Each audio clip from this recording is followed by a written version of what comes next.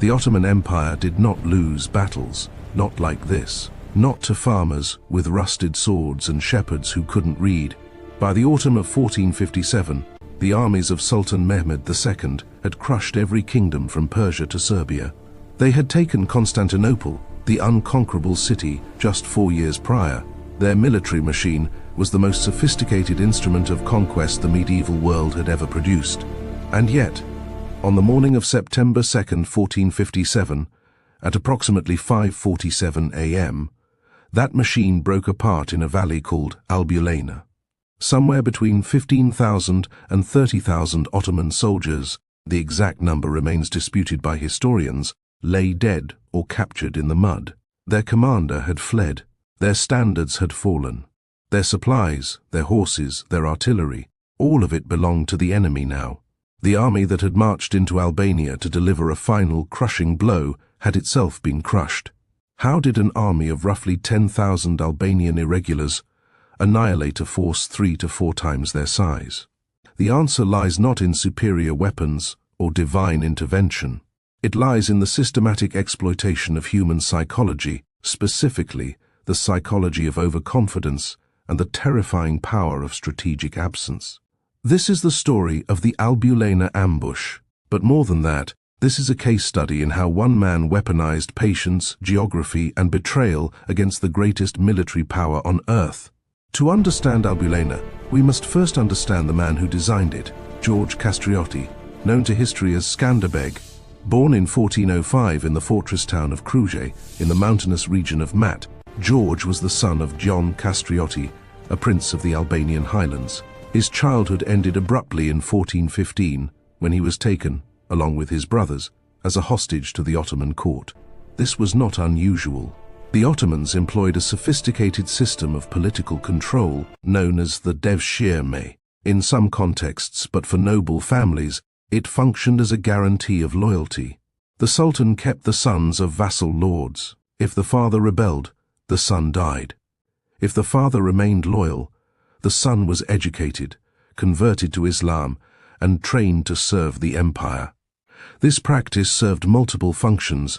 It neutralized potential rebellion by holding leverage over noble families.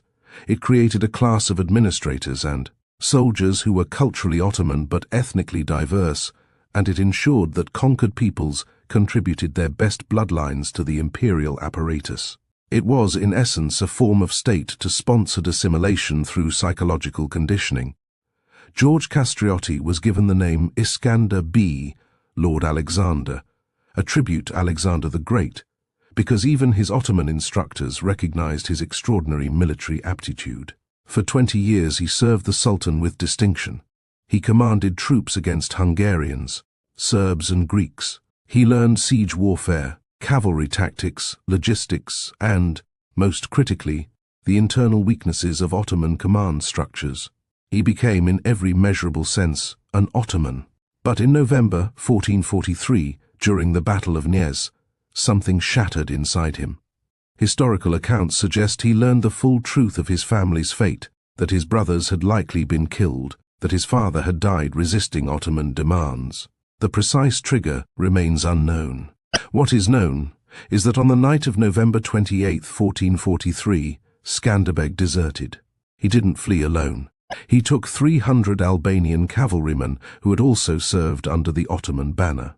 Using forged documents bearing the Sultan's seal, documents he had likely prepared over months, he convinced the garrison commander at Kruge to surrender the fortress.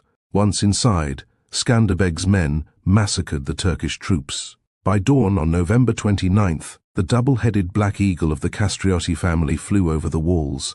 The man the Ottomans had created to serve them had turned himself into a weapon against them. This is the fundamental contradiction at the heart of Skanderbeg's story.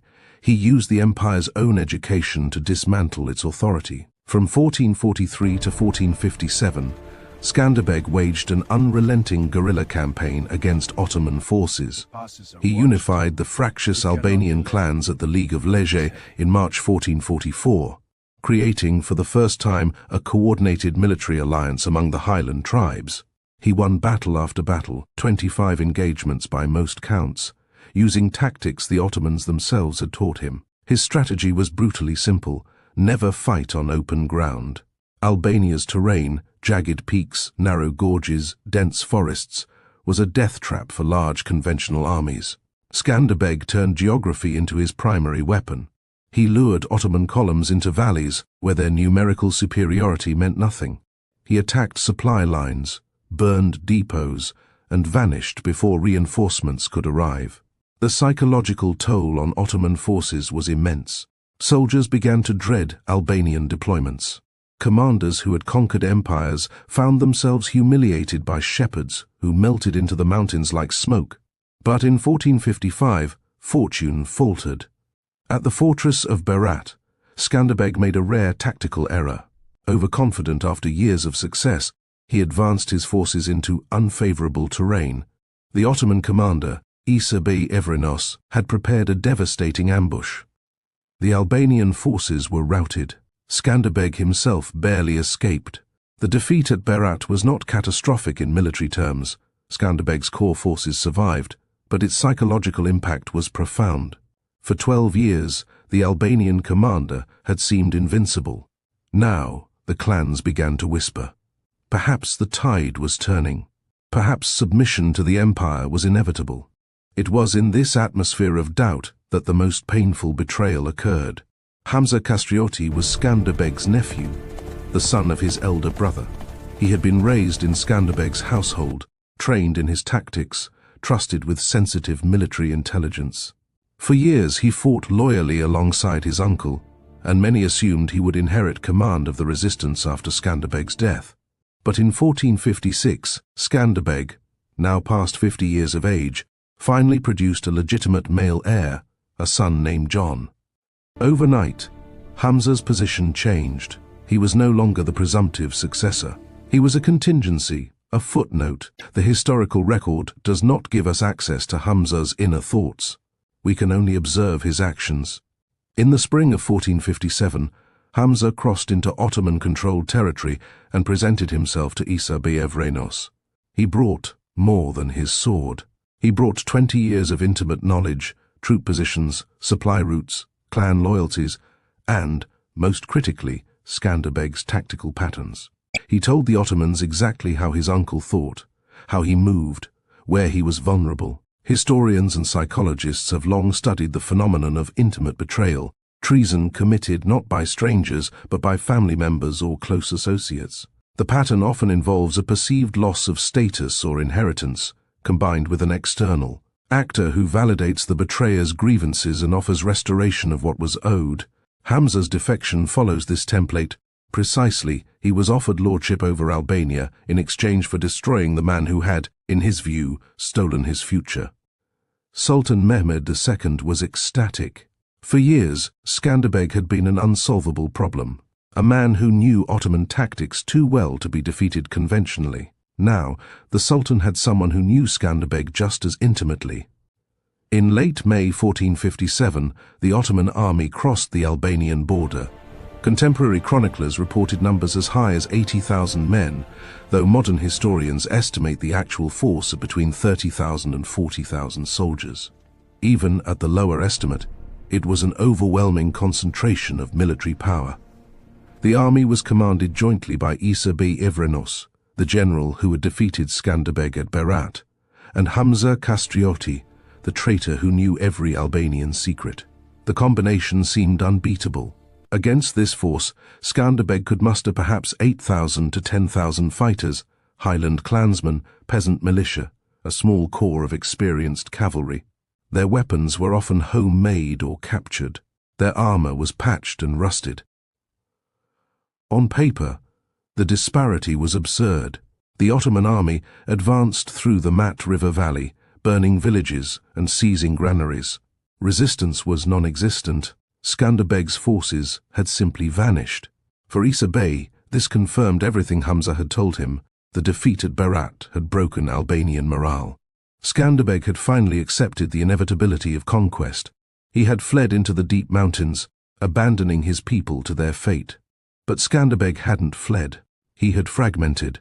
He divided his army into small units, groups of 50 to 100 men, and dispersed them across dozens of hidden positions in the surrounding highlands.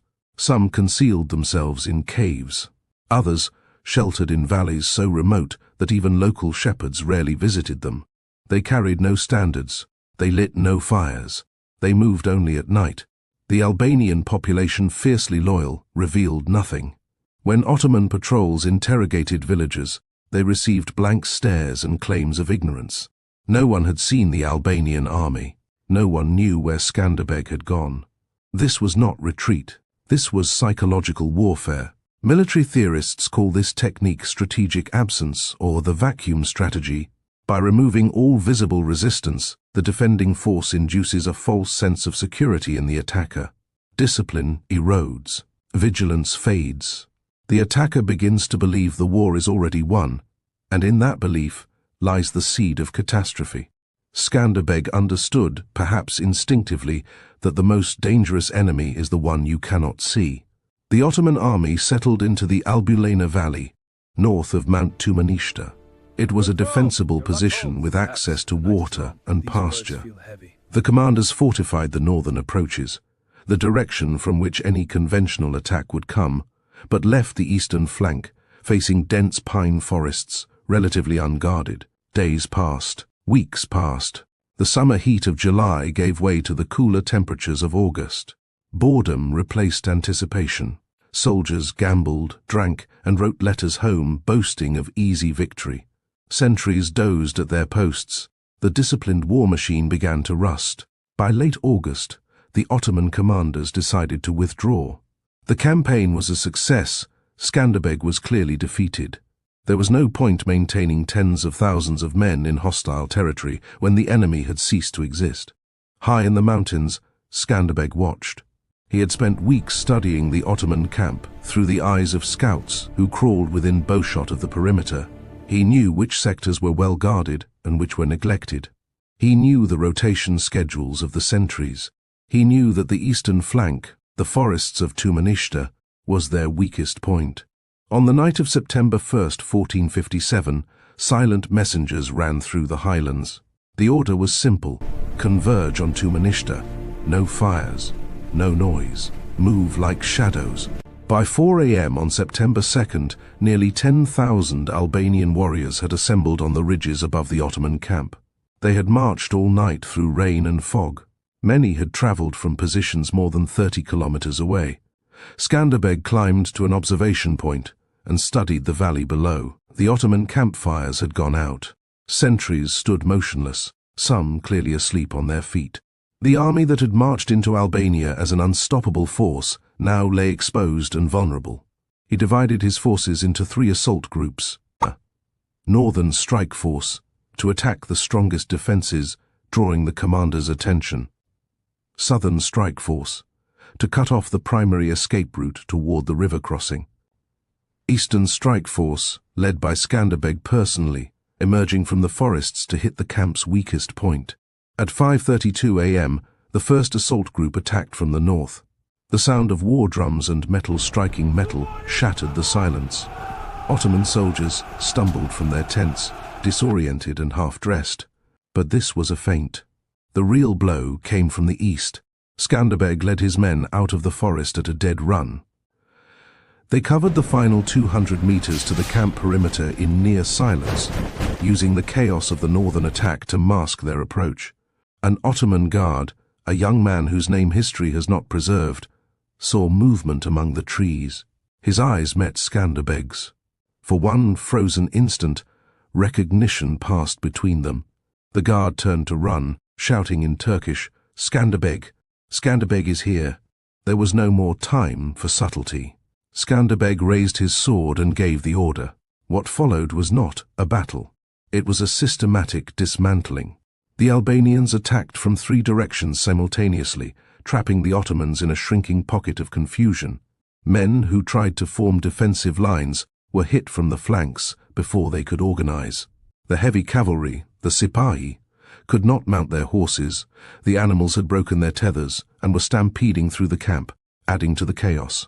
Isa Bey Evrenos attempted to rally the Janissaries, the elite infantry who formed the core of Ottoman military power. For approximately 15 minutes, they held a defensive square in the center of the camp, their discipline providing a brief island of resistance. But Skanderbeg had anticipated this. Albanian archers on the surrounding hills began pouring arrows into the formation. In the dim light of dawn, the shots were imprecise, but against a tightly packed mass of men, precision was unnecessary. Gaps opened. Skanderbeg's infantry poured through. By 7:15 a.m., organized resistance had collapsed. Ottoman soldiers fled in all directions, pursued by Albanians who knew every trail, every hiding place, every dead-end canyon in the surrounding mountains. Some escaped through the northern gorges. Most did not. Hamza Castrioti was captured attempting to flee south. He was dragged before Skanderbeg in chains, his fine Ottoman clothes torn and muddy, his face a mask of terror. The two men stood facing each other, uncle and nephew, commander and traitor, surrounded by Albanian warriors whose blades still dripped with Ottoman blood. The crowd waited for the execution order. By every law of war and clan honor, Hamza's life was forfeit. Skanderbeg said nothing. The silence stretched. 10 seconds, 20, 30. Hamza began to speak, to offer excuses, justifications. Skanderbeg raised a hand, and Hamza fell silent. When Skanderbeg finally spoke, his voice was quiet. "You will not die here. You will live with what you have done." He ordered Hamza sent to Naples as a prisoner, to spend his remaining years in exile, alive but erased from history, known forever as the man who tried to destroy his own blood and failed. When the sun rose fully over the Albulena valley, it illuminated devastation on a scale rarely seen in medieval warfare. Ottoman casualties are estimated between 15,000 and 30,000 killed or captured. The variance reflects the uncertainty of contemporary sources. The Albanian army captured thousands of horses, hundreds of wagons of supplies, artillery pieces, and the personal war chest of Isa Bey Evrenos. News of the victory spread across Europe within weeks. Pope Calixtus III, who had designated Skanderbeg as Captain General of the Holy See, ordered celebrations in Rome. Church bells rang from Venice to Paris. The name Skanderbeg became synonymous with Christian resistance against Ottoman expansion. For Sultan Mehmed II, the defeat was a wound that would never fully heal. The conqueror of Constantinople, the man who had reshaped the map of Europe, had been humiliated by a rebel he had once considered crushed. Skanderbeg continued fighting for another 11 years. He died on January 17, 1468, not from battle wounds, but from malaria contracted during a winter campaign. He was 62 or 63 years old. He had never lost his homeland. Albania fell to Ottoman control approximately 10 years after his death, when there was no longer anyone capable of unifying the clans as he had done. But his resistance had bought Western Europe critical time to prepare its own defenses. Some historians argue that without Skanderbeg, Ottoman expansion into Italy might have occurred decades earlier. His sword rests today in the Vienna Museum of Art History. His image appears on the Albanian flag, the lek currency, and countless monuments throughout the Balkans. The double-headed eagle he raised over Crui in 1443 remains the symbol of Albanian national identity. But perhaps the truest legacy of Albulena lies not in symbols or monuments. It lies in a tactical principle that military academies still teach today, that numbers alone do not win wars, that patience is a weapon, that the absence of an enemy can be more terrifying than his presence, and that a smaller force, fighting on its own ground for its own survival, can destroy an empire. The wind still moves through the valley where, on a September morning in 1457, 10,000 men emerged from the shadows and changed the course of Balkan history. The mountains still stand, indifferent to the centuries. The bones of the fallen have long since become part of the earth.